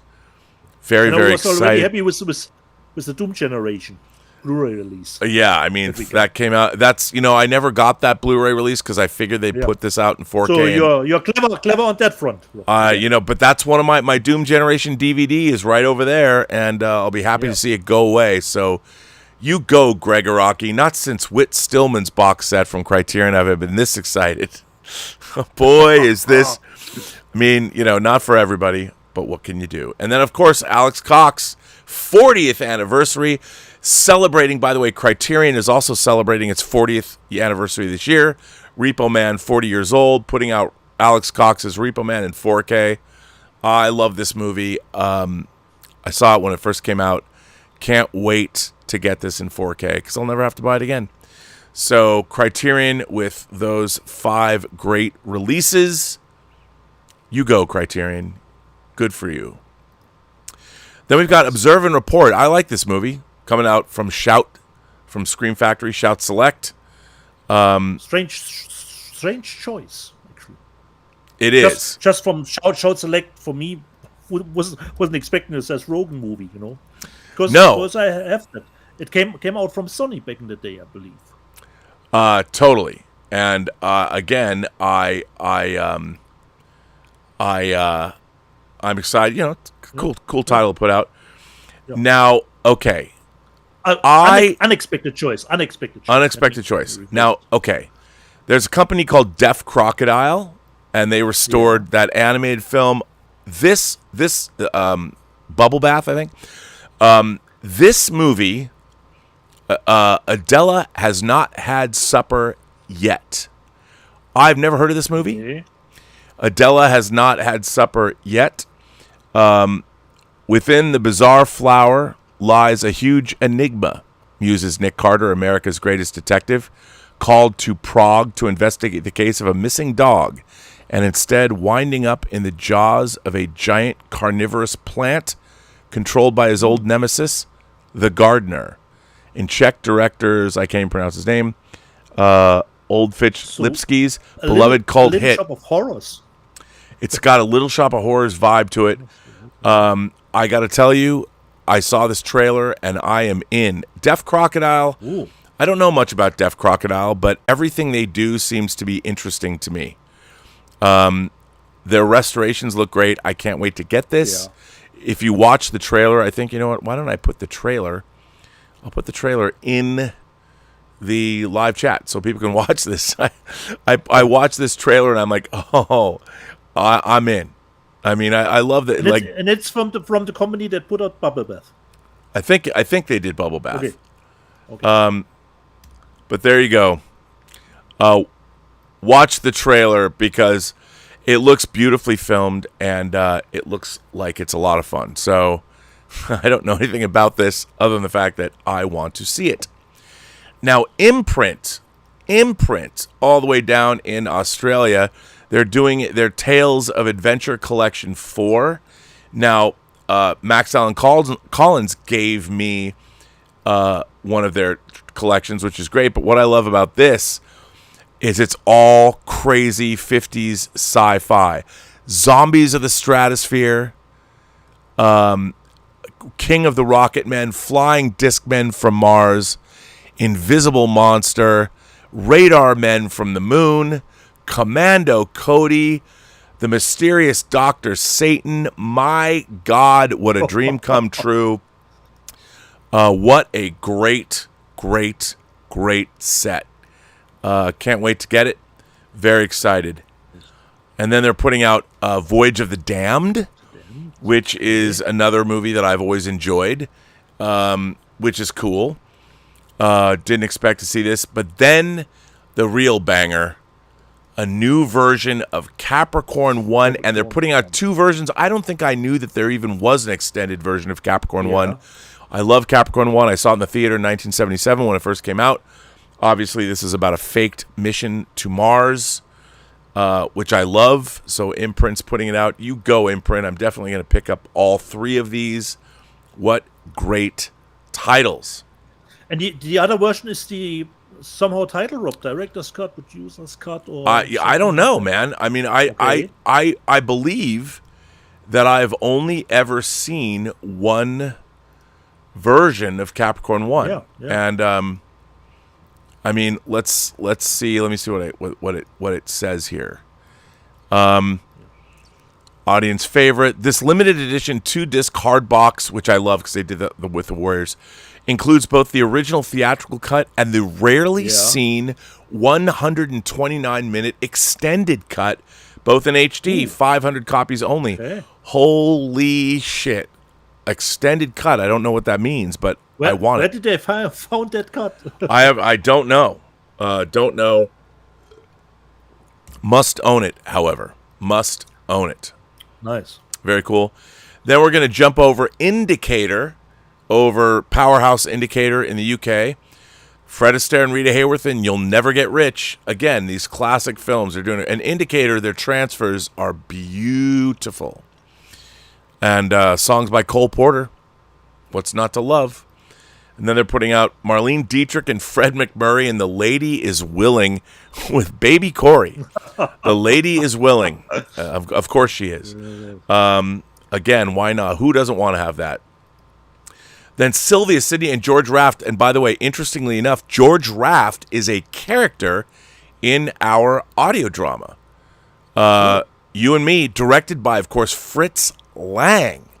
Again, look at these bangers, man. Putting them out. Yeah. So George Raft is in You and Me. He's also in True Noir, the assassination of Paramount Picture, and Indicators putting it out in the UK. And then Irene Dunn and Charles Boyer, When Tomorrow Comes. Again, I'm just going to get this. Why not? And then, of course, we move over to Kino Lorber, putting out in 4K. Yeah. One of my favorite Awesome. Die Hard ripoffs, Awesome. Sudden Death Yeah. with Van Damme. I really like this movie. He put out Really looking Time. forward to the transfer, because Sudden Death was always a little bit sketchy considering the picture quality. So Van Damme, I'll get this. Well, it's Kino Lorber will send it to me. Tara goes into overtime. As far as Die Hard ripoffs go, this is a pretty good one. Die Hard at a hockey match Exactly. Yeah. with Van Damme. What's not the to helicopter love? crashing through the dome. Cool. Yeah, Cool stuff. gotta love that. Now this is cool. Britain's 101 Films in Cindy's. This is Denis Villeneuve's one of his very first films. This is the first feature of his that I saw. If you've not seen this movie, don't read anything about it. Go in cold, because it has a great revelation. This is a great film. 101 Films always does a great job. They put out My Beloved Roller Coaster. So you and I go. could be wrong, Rob. Is it the first 4K for 101? Ooh, that's a good question. Because It might be. other stuff that 101 always released was, I think, always Blu-ray stuff. Even Memento was a Yep. Blu-ray. Yeah, So I think that this could actually be the first 4K from them. indeed. Nice. But this is definitely something to pick up. Good one. You go, 101 Films. Then we've got Paramount's putting out Sweeney Todd. Tim Burton's Sweeney Todd, the Demon Barber of Fleet Street in 4K. It's always I like this movie. So Yeah. definitely going to get that. Pretty cool. Although I don't know if I'll ever be able to get a copy because Amazon will be sold out of it. But okay. The Lady Killers coming out in 4K. Ealing Studios, Alec Guinness. Come on, Herbert Law and Peter Sellers. I love this movie. The original Lady Killers in 4K. Coming from Kino. You go, Kino. Now, this is coming out from Well Go. And I think just the cover would make you want to buy it, right, Dieter? I would think so. You know me too well, Rob. You know me too well. I looked at this and I'm like, well, there's a Dieter Bastian title if ever I saw one. I mean, right there. Now, this is this. Let me get to it so I can give you the actual title. This is called Customs Frontline. I don't know anything about it. But after boarding an unauthorized cargo ship and finding its entire crew dead, Hong Kong's customs officers discover a hidden cache of illegal weapons and trace them back to an ongoing and highly volatile international conflict. But when they uncover a complex transnational operation with roots far closer to home than they ever imagined. Look, man, this trailer for this. Officer, Rob. Yeah, it's brutal, the customs officers, the new front line in the war on terror. I'm like, who doesn't want this? You go, go. They hold our stuff back, Rob. They hold our stuff back. They do. So this is called Customs Frontline. Okay. All right. That's good. Love it. All right. I'm in. Look at that picture. Trailer looks good too. Then coming out from Severin, Mummy and the Curse of the Jackals. This is part of, they announced this. We had two of their new titles, including Dario Argento's opera last year, Dario Argento, and then they had one other film that we talked about, but then this one is the third, Mummy and the Curse of the Jackals. You know what? People should just buy everything Severin puts out. Why not? Just support them. They always do such a great job. So Mummy and the Curse of the Jackals coming from Severin. Then we have, I don't know anything about this movie, but it's Gary Oldman, Timothy Spall, and John Altman from back in the day. It's a British film called Remembrance from like 1983 or something. Their ship sails at dawn. BFI is putting this out, and if BFI is putting this out, that's all I need to know. Something good, something interesting. Don't know anything about it, but Gary Oldman's in it, and I love Gary Oldman. I mean, I think the first thing I saw him in was Sid and Nancy, but whatever this is about, probably worth looking at. It's BFI. Why not? And then we have, look at this, coming out from Kino Lorber, Prime Cut. I always like this movie. Lee Marvin and Gene Hackman in 4K. What's not to love? What is not to love? Amazing. Then, coming out from Sony, a surprise, the 4K of Richard Pryor live on the Sunset Strip. Man, I used to love this movie when I was a kid. I watched this film a lot on VHS because it was very, very funny. And hopefully it'll come out and blow people's minds with the kind of comedy that Richard Pryor used to delve into. I'm surprised it might get Sony canceled for putting this out, but hey. So help me, Rob. This is a movie or a stand-up performance? It was a movie, but it was a filmed stand-up performance. Oh, so, okay. It's shot. It's a film, and it was released. Okay. It's a concert film. Really, really good. And then, of course, I love my William Shatner. Coming out, Kino Cult. They put out some great stuff last week. They added this. I think this is their 14th Kino Cult release. Kingdom of the Spiders, a living, crawling hell on earth. Bill Shatner. Look at these multiple covers. Yeah. Reversible covers. Oh, my God. You can't go wrong with Kingdom of the Spiders. This movie's actually pretty fun. And the slip is actually the nicest one. So they've chosen correctly. They did. How to do it. They did. They chose correctly. Now, let's go back to Australia, shall we?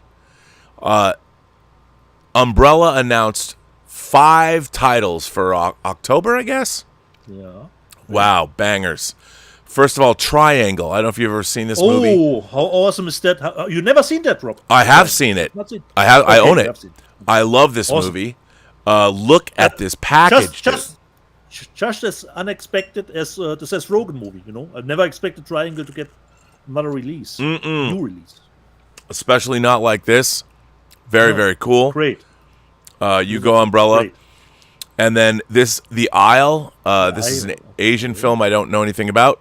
But, hey, what a great package. Why not? This is turning into like Umbrella's always put out stuff. I was kind of late to their party. Yeah. But I'm glad that they let me through the door because I'm really enjoying their releases. They caused me to go broke, but Umbrella's great. And then we've got whatever this is. This is Hell House 1 through 5. But I don't know anything about this franchise. But they're putting it out. So perhaps an Australian franchise. I guess so. That hasn't traveled internationally. Perhaps I don't know. And then 2 movies. As soon as I saw these go up, I pre-ordered. Yeah. Alejandro Amenabar's Thesis. I love this movie. I first saw it on VHS. This is about a movie, a woman that's delving into snuff films and discovers, snuff films might be being made in her close proximity. Thesis in 4K. Oh my God. I love this. Is the first Amenabar movie I ever saw. I love this movie. To get this in 4K, I think this is a worldwide first. Now, by the way, Diabolic DVD is apparently not carrying this and the next title I'm going to show because they're being released by more domestic companies, and Diabolic DVD was asked not to sell these. But let me tell you, I saw this pop up, and I'm like, click. Already pre-ordered. Thank you very much. I can't wait to get this. I love this movie. This is a great fucking movie. I love it. And then Umbrella's Piece de Resistance. Caligula. So what's really interesting about this, everybody remembers the sex and violence of Caligula, the Bob Guccione version. But what people don't know is that that's not what the movie they thought they were making was. They thought they were making a big historical epic. Malcolm McDowell, Helen Mirren, Tinto Brass was directing. And instead, they turned it into a sexploitation movie. But they went back, this new group, without Tinto Brass's involvement, though, went back and did a brand new version of Caligula that has none of the footage in the movie that we've already seen. So this is a brand new cut of Caligula that kind of Very takes out interesting. all the sex and violence, which I wanted it. I got it. I pre-ordered this because Caligula was always one of those movies that you show your friends because it's look at all the boobs and the nakedness and the Nasty. heads being Video cut nasty. off and all that. But apparently there's a real actual historical epic that is worthy of John Gielgud's performance. So I had to get that from Umbrella. I mean, come on, look at all that swag. Big box on the shelf. Probably will never watch it, but it doesn't matter. I like having it. The Maggie McDowell drawing. It's funny. Yep. So there you go. And that, my friends. Oh, let's delve into the sales figures, shall we? Yeah. So here are the top 20 Blu-ray discs of the week of the June 8th. Dune Part 2, The Beekeeper, Rango, Doctor Who with Peter Davidson, Oppenheimer, Glory, that's coming too tomorrow, Star Wars, Andor, the complete first season, Aquaman and the Lost Kingdom, The Hunger Games, The Ballad of Songbirds and Snakes, and Imaginary. And then the 4Ks are Dune Part 2, Rango, Glory, Star Wars, Andor, the complete first season, Oppenheimer, Fear and Loathing in Las Vegas, Lawrence of Arabia, Killer Clowns from Outer Space, Crimson Peak, I have that coming too, and Bad Lieutenant. Kino Lorber up in the top 10. Woohoo! Yeah. So, there actually, Rob, very diverse. Warner, if you go back, Warner, Paramount, almost every company in the top 10. Yeah. In the People last putting out those 4Ks. Doing well. So, there you go, buddy. Good. That's the news that's fit to print. Brilliant. Yeah. So, Rob, if you want, you can take a break. I go through the live chat. Well, hang on. Do we have switches? 200 Watt Studio says, speaking of being obsessed with righting wrongs, has Dietz gone to the set of Cynthia Rothrock's new film? No, because the movie is actually finished already. So from the filming side, but the post-production is still underway. And the comic will hopefully come out too. Yeah. 200 Watt Studio wanted to remind us that Leonard Nimoy is in Zombies of the Stratosphere. I should have mentioned that. He also had a giant... the one time I went to Leonard Nimoy's house and interviewed him for a birthday video for William Shatner, his house is incredibly beautiful, and his wife was beautiful and very well appointed. But in a place of honor was a giant French Zombies of the Stratosphere poster framed in an, so good on them. Good on Leonard. That's if you didn't love him already. But you go, buddy. Tell us what's up. Give us the live chat. Previously on Let's Get Physical Media, Secular Monk. Has anybody pre-ordered Terminator yet? I hear it's up for pre-order on Amazon France and Amazon UK. And yes, Secular Monk, I pre-ordered it. Tim Hens, don't rub it in with the German team shirt. I had to do it, Tim. I had to do it. No way around it. Secular Monk, Madam Web. Why, Dina? Why? Because it was free on Netflix and I wanted to be part of the Madam Web conversation. And I saw then Meryl's video. Madam Web has actually great numbers on Netflix, but no box office from that one. I've been tired, considering Germany won against Scotland in the first game. A German friend of mine lives in Scotland. He had a good time. Of course, I'd better. Can imagine. Timens, I turned out with Star Wars soon as you survive getting stabbed by a lightsaber. Yeah, this was probably a good jumping off point. Timens, didn't like the first Inside Out movie. Thought it was boring. Well, Tim, this stays between us. You and I, sir, park our shuttlecraft in a shuttle bay. I didn't get the appeal of Inside Out either. So, okay. Perhaps, I don't know what's wrong with us. Matt, both Inside Out movies are top 10 Pixar for me. The new Emotion Anxiety was fantastic. And Bill Barkley says, I heard that Snyder is still releasing his extended cuts of Rebel Moon in August. Yes, he will. And we all will watch it. Of course. Timmons, the Fall Guy movie is actually quite good. Don't judge a movie on its box office. And Adventure Square, Fall Guy was a real fun ride. The Alex Sorber, I got my Vinegar Syndrome craptastic order this week. Could have spent that cash on much better films, but shiny packages are so shiny, and I'm not doing well with addiction. Alex, you and I, sir, park our shuttlecraft in the same shuttle bay.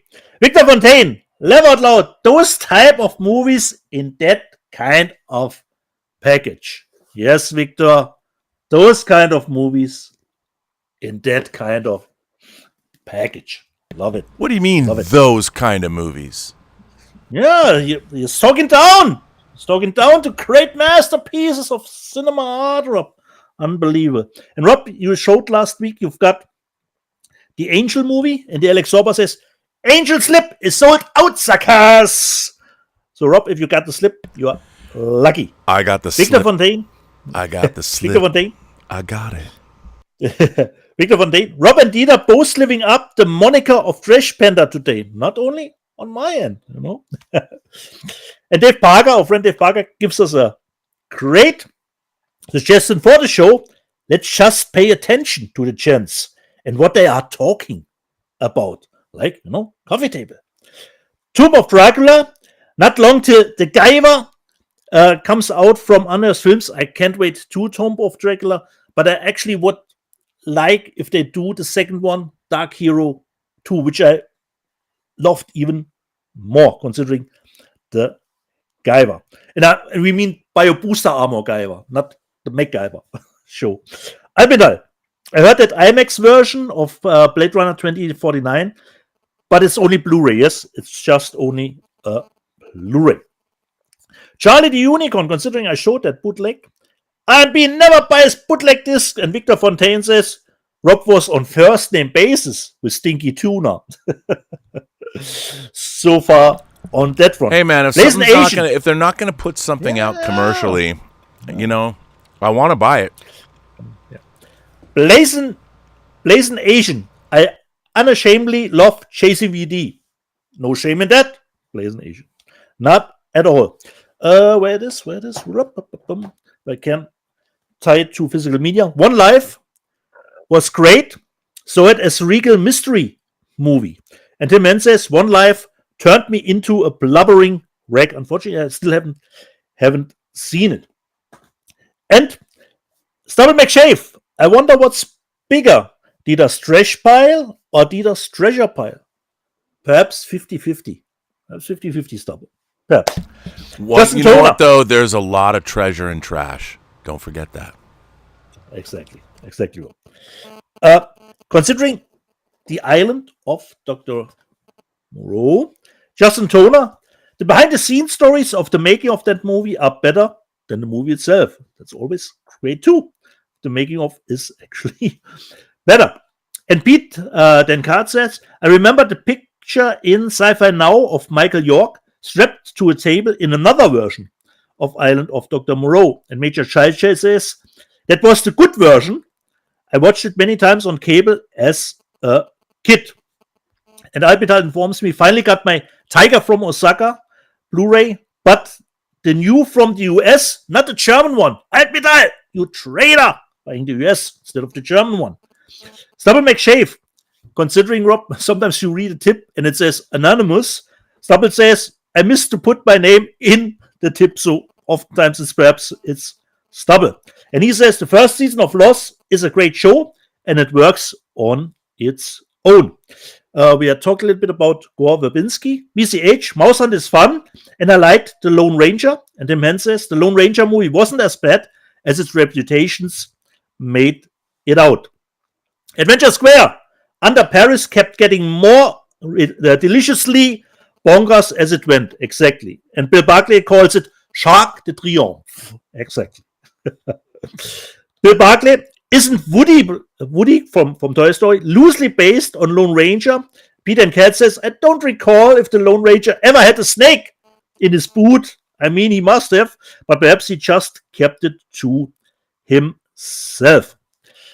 Five Star Toast, considering, wait, I'm missing the context. Oh, the context was Invasion USA is the prequel to Civil War, or Civil War is the sequel to Invasion USA. Five Star Toast, that's hilarious. That's a hilarious take, Dieter. Well, sometimes a blind chicken finds a grain. And considering, like I said, under Paris. They drive with boats on the Seine. BDEP says, there's a word for that, Dieter. Where's Militou? Considering under Paris. Brian Knight, still no PGS website and still no change in your studio layout. When are you moving across the room, Rob? From Brian Knight. When are you moving across the room? I'm getting there. Yes, Rob. Maybe next week. Perhaps. Maybe next week. And my friend Eric von Shaw from Hope and Glory, Brightstone Pictures, was in the chat, and he said, a little tangent, but the spy series Chuck has some great seasons. Yeah, I loved the Chuck How series is too. where are we at with Hope and Glory in terms of its views? We are moving from a sprint to a marathon, but the views are still there. We are at 850,000. Wow. So from 100,000, we are a little bit down now to 50,000, but now it will be a marathon. But I'm sure we will get sweet million views. They got to be happy with that, though. Yeah, totally. I didn't expect that, Rob. And we are about 2,000 comments, I think 18,000 likes, and only 180 people who have no taste. Okay. Justin Toner, that was a fun show considering Chuck. And Brightstone Pictures, Eric Van Shore asks, how much external storage room do you need by now, Rob and Dieter? You can't possibly have everything in a premium place in your living room. Well, Rob has at least the observatory, and I'm happy that you don't see far beyond what the camera is showing here. My collection, by the way, for the very first time, is almost all together in one place. That's great. And he says, do you have your own so-called video store where you can browse through your titles? Rob, yes. For me, it's here. You find what you find. No, I will. You'll be able to walk. Basically, what my collection looks like, it's the Criterion Closet. That's what it looks like. It's nice where people pick up stuff. Yeah, so you can walk in at the back. At the back of the closet, I have 3 black IKEA Billy bookshelves, and they have all my 4Ks. And then on the sides are all the Blu-rays, and then there's a shelf with TV stuff. Nice. And I have a table that I took when we moved out of John's office, and the table has a mount that this computer can go on the mount, so I can move my computer back and forth. I just need more lights. Yeah, lights are always important. I discovered that myself. Tim Hens, it's always pandemonium watching this show every week. And Albertal says the first reviews of Nikita 4K are in, and we can hope for a really great transfer. I really hope that, considering Sony, I have no fear that we will get something. No, their transfers are almost universally amazing. Exactly. No, I have no worries when it comes to Sony putting out something in 4K. Punking. We showed the Death Machine Blu-ray last week. I turned down being a runner on Death Machine for a different gig. Still regret it to this day. Well, Punking, you never know how things will turn out. And Rob, last week you showed the title Nude for Satan. And Major Chai Chai says Nude for Satan is the trifecta for RMB. I'm pretty sure it is. It's true. It's true. The Glenn Kona says Germany. Once they made Das Boot and Stalingrad, now they make spineless and soulless DEI drivel even worse than Canada. Or they make great cult movies. Like what, Rob? What cult movie did the German make? Bang, boom. Bang. Exactly, Rob. Exactly, Rob. Bang, boom, bang. Tim Hens. Ninjas in James Bond movie, you only live twice. Yeah? It elevated that movie slightly. Purple Yoda. I would probably watch, considering the European Cup is playing, and people in the chat were not actually happy with the performance of England. And the Purple Yoda says, I would probably rather watch an episode of The Acolyte or Doctor Who than watch an England game. And the Alex Sorba says, England are playing like they are stuck in the mud with sticks up their asses. Okay. And Clark Bronson says, no, not the end, because we came to the end of our show. And some last things. Georgie Girl, love when Rob answers before Dieter is finished. Yeah, I love that too, considering our trivia game. Anging, it's an easy Star Trek question card when I can remember the answers. And Tim Hen says, testing Rob on the motion picture question isn't exactly testing. That was the live chat. That was the live chat from last week, Rob. Well, it's good. We're ending right on time because I have to go jump on George the Giant Slayer's show. Yeah. So, and I have early shift. So why don't we end this take today? End this tale. Yeah. And with the recommendation for everyone, look for the coffee table. Just one thing with the coffee table, Rob. If I would have said, Rob, you have to make a trailer for that movie. Oh. Have you actually watched the trailer? Or no. Now I want to go away? watch the trailer for it. I have not seen the trailer. Just to be curious, because if you cut around the specific incident, probably the trailer would feel weird. It would feel weird. You would know what is this movie about? I have no idea. By the way, our old friend Alexander Wilson Yeah. asks a very good question, sends in a tip and says, now one of the box office trackers is projecting that Inside Out 2 will gross over $1.5 billion. 1.5. Which would make it a top 10 all-time grossing movie. What are your thoughts on Pixar coming back like Michael Jordan did in 1995? Very unexpected from my end. Well, in that size, because we all had that Pixar movies that landed direct on Disney Plus. So, Seeing Red should have gone. I would never like Michael Jordan. I mean, Pixar is the GOAT in terms of animation companies, and I think that maybe they got a little bit derailed because they lost John Lasseter, and but I think that no other their product. If you look at them, they're 20, almost 30 years old now, and for the most part, they have an incredible track record of work. I mean, their work is exemplary, and I would see. Look, here's the problem. Again, you cannot put your agenda, as I've always said, before your characters and your stories. And Pixar would craft, their stories are made for everybody. Great stories are for everyone. And this idea that you're targeting specific groups, like I said, the idea of giving people a voice that haven't had a voice is a great idea.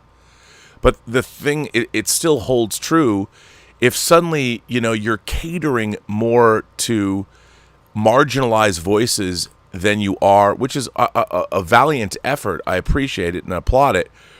But the universality of storytelling, even though you can deal with specificity, it still has to have a universal message. I mean, and Pixar was very, very good at that. And I think that Disney really got derailed with their desire to embrace DEI or all. It doesn't work. It doesn't work, and it certainly doesn't work for storytelling. And I think that Pixar has got a Pixar, and I think that Inside Out shows that when you allow Pixar to do what it does best, let them tell the stories they're going to tell because they know what to do. So from my end, Rob, jede Person, die du triffst, hat eine Geschichte zu erzählen, die du noch zu hören hast. Alles, was du tun musst, ist zuhören. Every person you meet has a story to tell that you have yet to hear. And all you have to do is listen. And keep buying physical media. Tell us what you have bought. What are you excited about? We want to thank our moderators. We want to thank everybody that generously supports this channel via super chats and tips. Paul Brunotto writes in and says, Rob, Second Sight's upcoming... Oh, you know what I forgot? I forgot to add this. I had it up here, and I didn't mention it. I didn't add it to... Second Sight just announced they're doing a box set of You're Next. So Paul is right. And in 2 weeks, they will officially announce The Hitcher in a Dawn of the Dead big box set. They had a video that dropped of C. Thomas Howell, which is really interesting because, I might actually be having a conversation with C. Thomas Howell this week. Who's to say? Who's to say? I might even be working with C. Thomas Howell a little bit. Maybe. Can't confirm or deny. Right. But if I do, you'll hear about it. But yeah, The Hitcher, can't wait for that box set. I love the film. Gonna buy it. Can't wait. But yeah, Second Sight's got a lot of good stuff coming. Love Second Sight. And remember, if Second Sight were a girl, she would be Farrah Fawcett Majors as Holly in Logan's Run. And I would get dark hair for her. And on that note, thanks, Tom Jr. Jackson. Thanks for the moderators, Lord Toth and everyone. And let's see who I don't know who else is here. Tom Jr. Jackson is here. Don't know if anyone else is here, but hey, there you go. And we're going to get out of here, and I'm going over to George the Giant Slayer's channel to talk stuff. And I'm also bet. Do I see you next week? Yeah, of course. Next week I'm there. All right. With you. Good luck to Germany against Sweden? Yeah. Switzerland, bro. Switzerland. All right. Martino's. Okay. Here we go. See you next week.